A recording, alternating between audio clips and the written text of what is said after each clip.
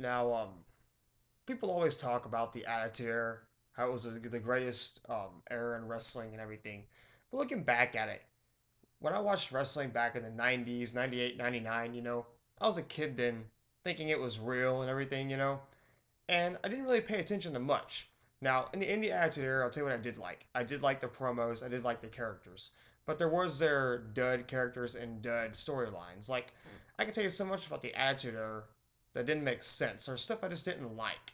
Like, for example, nowadays they talk about how, like, they're not happy with how WrestleMania 31 went. And I'll tell you, I'm not happy with it either. But look back at WrestleMania 2000.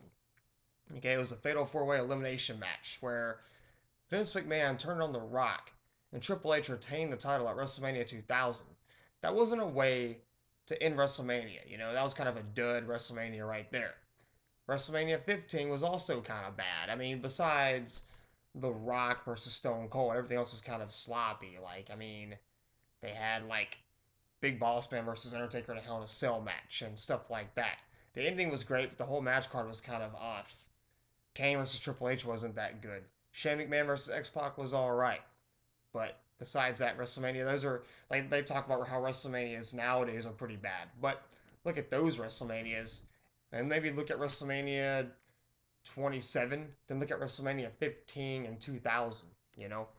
Um, they would have like, but Triple H was also being punished during this time as well. Like, they gave X Pac a title shot before Triple H. Um, it was like Capital Carnage, X Pac versus The Rock for the championship. Where The Rock retained. But also Vince McMahon winning the Royal Rumble was kind of a bad idea. Like Stone Cold should have just won, although it was unpredictable to see Vince McMahon win it. But the Royal Rumble, everybody in the Royal Rumble was basically a jobber. Um, the Royal Rumble 2000 was an okay Royal Rumble. They had the table match between Dudley Boys and the Hardy Boys. They had Cactus Jack versus Triple H for the WWE Championship, the New Age Outlaws versus the Acolytes for the Tag Team Championships, and an okay Royal Rumble, but very predictable. At the end, it was The Rock and the Big Show were the last two in the ring next to Kane and X Pac. So it's kind of like so. There you go. Like with things in the Attitude Era being kind of predictable, I say the year 2000 in wrestling was okay. Besides the word WrestleMania, I mean, like there was the Rock Triple H rivalry that went on forever. It went from WrestleMania all the way to King of the Ring, where The Rock was finally facing other people. Like, that's when wrestling was getting a little better as far as the Attitude Era, where The Rock was the champion, facing Chris Benoit, facing Kurt Angle, going on to Hell in a Six Man, Armageddon, Hell in a Cell. Now they have the Elimination Chamber. Now, the pay per views back then were pretty good. Nowadays, it's TLC, Hell in a Cell, Battleground, stuff like that. Um, I think they should just get rid of the Hell in a Cell pay per view and just use a Hell in a Cell for when that rivalry gets really big. You know what I mean? They shouldn't have a Hell in a Cell pay per view. A TLC pay per view is okay. Hell in a Cell I don't agree with, but they had some pretty. I'm just saying for the Attitude Era, and now it could be neck and neck in a way. Probably people probably won't agree with me, but like you have all the things I told you there. The jobbers challenging for the championships.